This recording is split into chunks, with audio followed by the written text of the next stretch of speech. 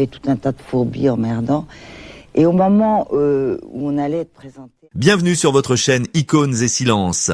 On l'appelait la mangeuse d'hommes, la femme au sang amant, celle qui collectionnait les cœurs comme d'autres collectionnent les trophées. Mais en ce lendemain de deuil, alors que le monde pleure la disparition de Brigitte Bardot survenue hier, une question brutale et dérangeante émerge du silence de la madrague. Pourquoi la femme la plus désirée du XXe siècle, celle qui a eu 4 maris et une légion d'admirateurs prêts à mourir pour elle, a-t-elle choisi de finir sa vie seule, sans un homme pour lui tenir la main, entourée uniquement de ses animaux? La légende veut nous faire croire qu'elle était une prédatrice insatiable, une libertine qui changeait d'amant comme de chemise par pur caprice. Mais la vérité est infiniment plus triste et plus complexe. Si Brigitte Bardot a couru d'homme en homme avec une telle frénésie, ce n'était pas par excès de bonheur, mais pour fuir un vide intérieur abyssal, une solitude absolue que ni la gloire ni l'argent n'ont jamais pu combler. Nous avons tous en tête les images glamour de ces conquêtes, des acteurs célèbres aux playboys milliardaires, mais nous oublions souvent que derrière chaque sourire sur papier glacé se cachait une déception amère. Elle cherchait un protecteur, elle ne trouvait souvent que des possesseurs. Elle cherchait l'amour absolu, elle ne récoltait que la passion éphémère. Aujourd'hui, nous allons briser le mythe de la croqueuse d'hommes pour révéler le visage d'une amoureuse éperdue et blessée. Nous allons vous raconter l'histoire d'une femme qui a vu des tonnes de roses tomber du ciel par amour, mais qui a aussi vu l'homme qui les lui offrait se tirer une balle dans la tête des années plus tard, un événement traumatique qui a scellé son cœur à jamais. C'est l'histoire d'une fuite en avant, d'une quête éperdue d'un idéal masculin qui n'existait peut-être pas. Elle a donné sa jeunesse et sa beauté aux hommes et en retour, elle n'a souvent reçu que le poids étouffant de leur jalousie ou la violence de leur abandon. Alors avant de juger sa misanthropie finale, il faut comprendre ce qui a brisé la petite fille romantique qui sommeillait en elle. Pour saisir l'ampleur de ce désastre sentimental, il ne faut pas commencer par la fin, mais revenir au tout début, à l'instant précis où le piège s'est refermé.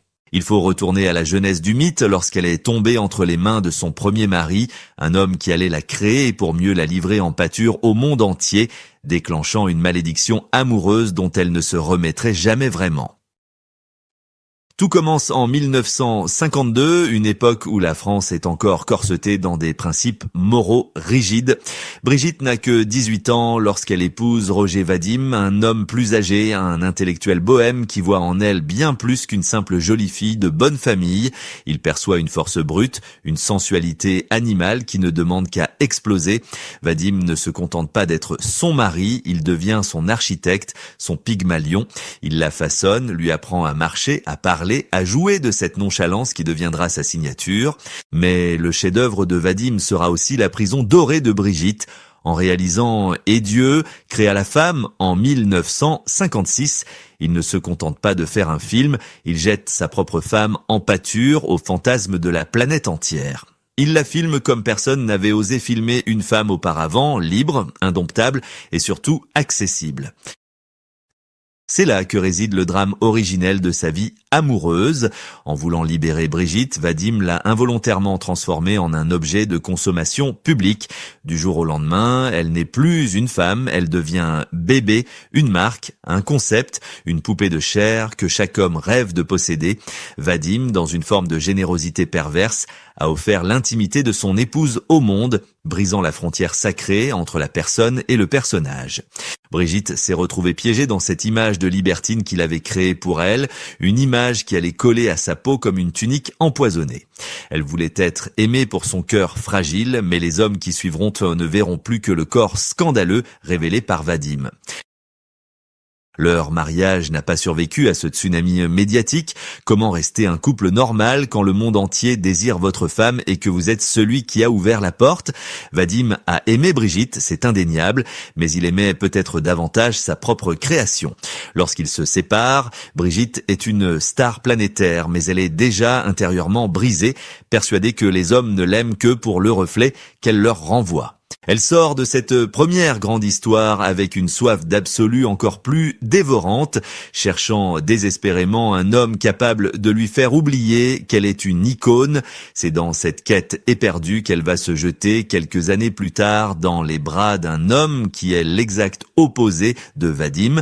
Après l'intellectuel sans le sou, voici venir le milliardaire extravagant, un playboy allemand prêt à commettre la folie la plus spectaculaire du siècle pour conquérir celle qui ne croyait plus au prince charmant. Ce qui va se passer dans le ciel de la Madrague ce jour-là dépasse tout ce que le cinéma aurait pu inventer. C'était le 14 juillet 1966, un jour où le ciel de la Côte d'Azur semblait vibrer sous une chaleur écrasante. Soudain, le silence de la Madrague fut brisé par le vrombissement assourdissant d'un hélicoptère volant dangereusement bas. Brigitte, effrayée, leva les yeux, craignant une nouvelle attaque de ces paparazzis qui la traquaient sans relâche.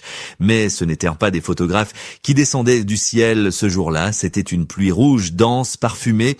Des milliers de roses, des tonnes de pétales écarlates furent larguées sur sa propriété, recouvrant la piscine, le jardin et le toit d'un tapis de velours sanglant. L'auteur de ce geste fou, digne d'un roman de Fitzgerald, s'appelait Günther Sachs. Milliardaire, héritier de l'empire Opel, playboy magnifique et excessif, il avait décidé de conquérir la femme la plus inaccessible du monde avec la seule arme qu'il maîtrisait, la démesure absolue.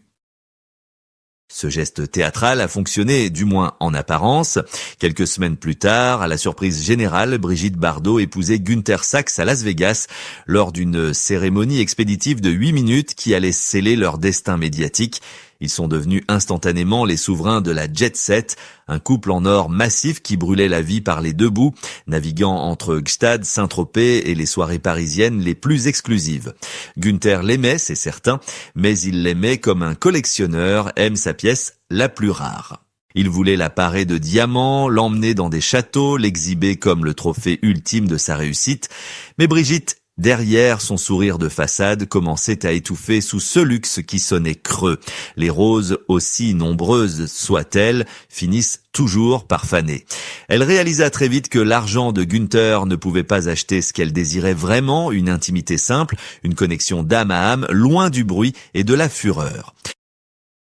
Leur mariage fut une fête perpétuelle, mais pour Brigitte, c'était une fête triste. Günther était souvent absent, happé par ses affaires et ses jeux, la laissant seule dans des appartements trop grands, entourés de domestiques, mais privés de chaleur humaine. Ils divorcèrent 3 ans plus tard, le 1er octobre 1969. Pourtant, contrairement à ces autres ruptures, un lien indéfectible subsista entre eux. Günther resta son ami, son confident, et plus tard un mécène discret pour sa fondation. Mais la véritable tragédie de cette histoire ne s'est pas jouée lors du divorce. Elle a éclaté des décennies plus tard comme une bombe à retardement. En mai 2011, Günther Sachs, cet homme qui incarnait la puissance et la joie de vivre, se tirait une balle dans la tête dans son chalet suisse. Il avait 78 ans et refusait de perdre le contrôle face à la maladie d'Alzheimer. Pour Brigitte, ce suicide fut un coup de tonnerre dévastateur, une douleur physique. L'homme qui avait fait pleuvoir des roses sur sa vie avait choisi de partir dans la violence et la solitude. Sa mort a confirmé la peur viscérale qui hantait bébé depuis toujours, celle que les hommes, même les plus forts, finissent par vous abandonner ou par s'effondrer. Elle s'est retrouvée une fois de plus seule avec ses souvenirs, comprenant que le faste et la gloire ne protègent de rien, surtout pas du désespoir. Mais ironiquement, c'est précisément durant ces années de mariage avec Günther, alors qu'elle se sentait prisonnière de cette cage dorée, qu'elle avait cherché une échappatoire, une bouffée d'oxygène brûlante et interdite. Elle s'était jetée dans les bras d'un homme qui était l'exact opposé du playboy allemand, un génie tourmenté, laid et provocateur, avec qui elle allait vivre la passion la plus torride et la plus scandaleuse de sa vie. C'était l'hiver de 1967, une parenthèse enchantée et brûlante au cœur de la vie glacée d'épouse de milliardaires. Brigitte s'ennuyait à mourir dans sa cage dorée lorsque son chemin a croisé celui de Serge Gainsbourg. Il n'avait rien d'un playboy, avec ses oreilles décollées et sa timidité maladive. Il était l'anti-Günther Sachs par excellence. Pourtant, c'est entre la déesse blonde et le poète maudit que l'alchimie a été la plus foudroyante, la plus intellectuelle et la plus charnelle. Gainsbourg ne la regardait pas comme un trophée à exposer, mais comme une muse à vénérer. Durant 86 jours d'une passion clandestine et dévorante, ils ont vécu enfermés dans un appartement parisien, coupés du monde, ne vivant que d'amour, de musique et de nuit. C'est durant cette période d'ivresse absolue que Serge a composé pour elle l'hymne le plus érotique de la chanson française, « Je t'aime, moi non plus ». L'enregistrement de ce titre, une nuit de décembre, dans un petit studio parisien, reste l'un des moments les plus mythiques de l'histoire de la musique. Enfermés dans une cabine de verre, chantant les yeux dans les yeux, leurs voix se mêlant dans un soupir qui allait scandaliser le pape et le monde entier, ils ont gravé sur bande magnétique la preuve irréfutable de leur amour, mais cette audace allait leur coûter cher. La rumeur de cette liaison et de cette chanson scandaleuse s'est répandue comme une traînée de poudre arrivant aux oreilles de Günther Sachs en Allemagne. Le mari bafoué a menacé de provoquer un scandale médiatique sans précédent si le disque sortait. Prise de panique, écartelée entre son désir de liberté et la peur de détruire sa réputation et son foyer, Brigitte a dû faire le choix le plus déchirant de sa vie de femme. Le lendemain matin, la mort dans l'âme, elle a appelé Serge pour le supplier de ne pas sortir la chanson, de brûler cette preuve de leur passion. C'était un sacrifice immense, renoncer à l'œuvre d'art née de leur amour pour sauver les apparences d'un mariage qui, ironiquement, était déjà condamné. Serge, dans un geste d'élégance et de douleur infinie, a accepté. Il a gardé cette version sous clé pendant près de 20 ans, comme un secret douloureux avant de l'enregistrer plus tard avec Jane Birkin. Brigitte est retournée vers Günther, mais quelque chose en elle s'était définitivement brisé. Elle avait touché du doigt l'amour fou, celui qui inspire les poètes, et elle avait dû le sacrifier sur l'autel des conventions sociales. Cette rupture avec Gainsbourg a marqué le début de la fin de ses illusions. Elle a compris que même la passion la plus pure finit par se heurter au mur de la réalité, de la jalousie et de la possession. Elle qui avait cherché le bonheur dans les bras des hommes les plus puissants et les plus talentueux de son temps se retrouvait à l'aube de la quarantaine avec un cœur en miettes et une lucidité effrayante. Elle réalisait que les hommes voulaient la prendre, la changer ou la garder pour eux, mais qu'aucun ne savait simplement l'aimer sans condition. C'est de cette déception répétée, de ce vide sidéral laissé par les amants disparus, qu'allait naître une révélation brutale, une décision qui allait choquer le monde entier et redéfinir le sens même de son existence, car si les humains étaient incapables de fidélité absolue, elle connaissait d'autres êtres vivants dont le regard ne mentait jamais. C'est au début des années 70 que la rupture intérieure s'est définitivement consommée. Brigitte approchait de la quarantaine, un âge critique pour un sexe symbole, mais ce n'est pas la peur de vieillir qui l'a poussée vers la sortie, c'est l'écœurement. Après avoir enchaîné les mariages, les divorces, les passions destructrices et les trahisons, elle est arrivée à un constat d'une lucidité terrifiante. Elle a réalisé que dans les bras de tous ces hommes, qu'ils soient génies, milliardaires ou acteurs, elle n'avait jamais été qu'un reflet, un faire-valoir, une conquête qu'on exhibe.